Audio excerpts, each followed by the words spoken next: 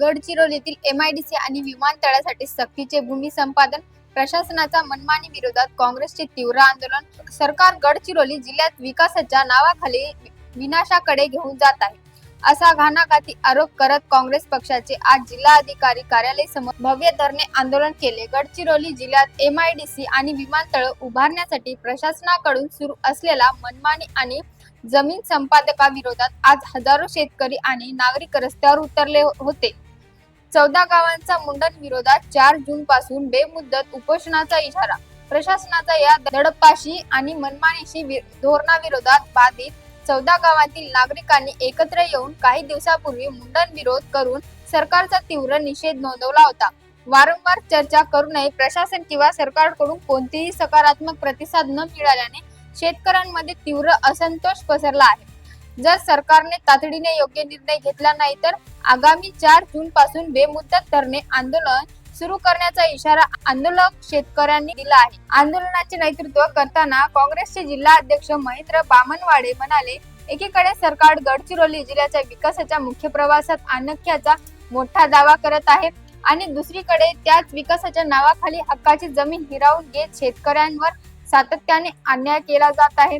प्रशासकीय पातळीवर अत्यंत मनमानी पद्धतीने जमिनीचे संपादन करून सुरू आहे, जे आम्ही खपून घेणार नाही. या आंदोलनामुळे गडचिरोली प्रशासन विरुद्ध स्थानिक शेतकरी असा संघर्ष अधिक तीव्र होण्याची चिन्हे दिसत असून सरकार यावर काय तोडगा काढणार याकडे सर्वांचे लक्ष लागले आहे.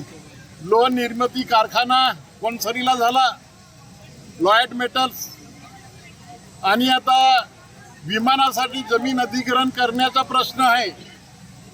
या सगळ्या बाबींच्या बद्दल कुठल्याही प्रकारे जनप्रतिनिधी विश्वासात घेण्यात आलेलं नाही.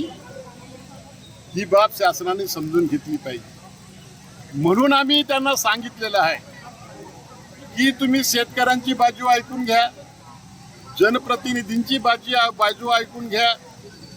तुम्हाला जिल्ह्याचा विकास करायचा, विकासाचा आढावा आम्ही येत नाही. शासनाला आणि प्रशासनाला जागा करण्यासाठी हे हजारोच्या संख्येने शेतकरी आलेले आहेत.